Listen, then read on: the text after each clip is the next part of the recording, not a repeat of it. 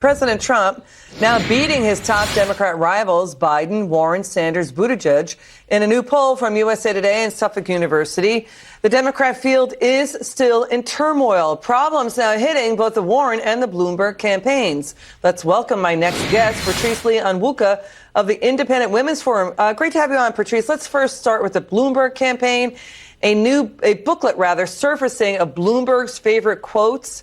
It was from 1990. His friends and colleagues had put it together. It was intended as a lighthearted birthday gift for Bloomberg.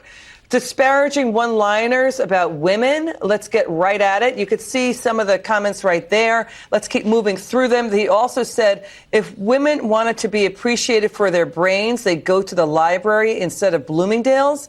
He also said, I know for a fact that any self-respecting woman who walks past a construction site who does not get a whistle will turn around and walk past again and again until she does get one.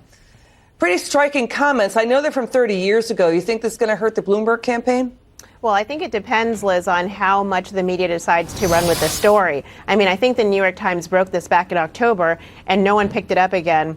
And it's starting to get a little bit of legs. But if I think the left feels like Bloomberg is going to be their eventual candidate, then they're going to want to bury this story. It's difficult, though, because you're dealing with the left right now, who are strong advocates of the hashtag MeToo movement, of sexual harassment and sexual assault, and this idea about how do we treat women and mistreatment of women. We've seen, though, that Senator Al Franken resigned over, I would think, probably less than what is alleged in this book, and some of the sexual harassment allegations that were made against Mayor Bloomberg in the past when he was a CEO or in business. Was it harassment or disparaging remarks?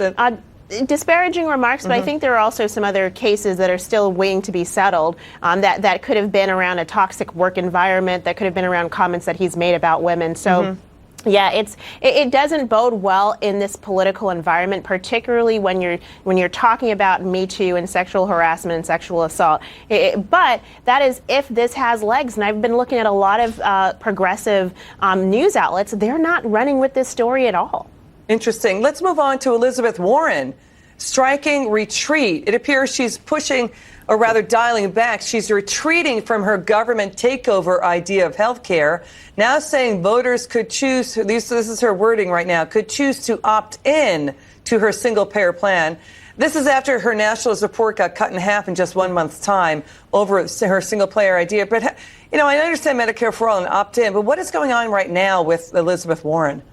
Boy, she thought that she could be Bernie Sanders with a plan, and it turned out not to be the case. I mean, at least I think with Senator Sanders, he said, listen, everybody's going to have to pay more for Medicare for all. He was at least honest about that. But when Elizabeth Warren came out with her plan, she had a lot of fuzzy math that simply did not add up, Liz. And we know that, it's not going to be enough to tax the wealthy and impose these surcharges, on the upper echelon of the country. You're going to have to hit middle-class families with tax increases, and you're going to have to eliminate the private insurance that they like. And she didn't know that she would get such backlash for that. To your point about having to pay for big government plans, Warren and other Democrats, they're losing and going down in the polls. They're talking about not just taking away your health insurance, but also, and not just taxing you. They're now talking about, Elizabeth Warren now wants a form of a sales tax that would wipe out your retirement accounts. This is her new attack on your retirement money. She now says effectively, yes, a federal sales tax on all of your stock trades done in your 401ks and pension plans, all stock trades. It'd be a good thing if it wipes out second-by-second trading. Let's listen to Elizabeth Warren justify this idea. Watch this.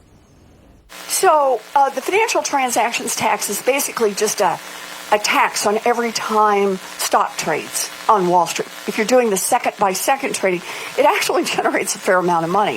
If that second-by-second trading goes away, it generates less money, but that's probably a good thing in our economy. Do you hear her? She first tries to say it's tiny, but then says it's going to generate a lot of money, and then says, wiping out these second-by-second trades that make people money in their retirement plans, it's a, quote, good thing for the economy. Can you square this one? Can you figure it out?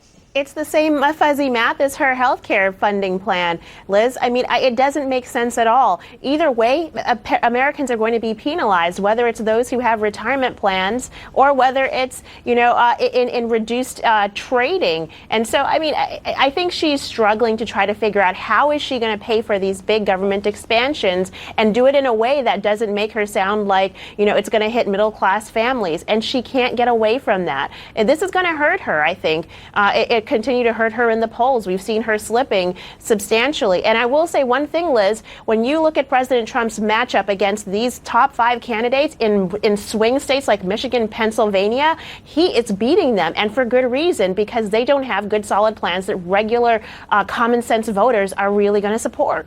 Yeah, they've got high rates of insurance coverage. They have lower than the national average of the uninsured. Why? Because it's labor union workers who really like their health insurance plans. Wow, it's a great point you made, Patrice. Come back soon. By the way, the Dow is up 10,000 points since President Trump won. I think it's up about 54%. The S&P 500 up nearly 50%. Great to see you, Patrice. Come back soon. You too. Still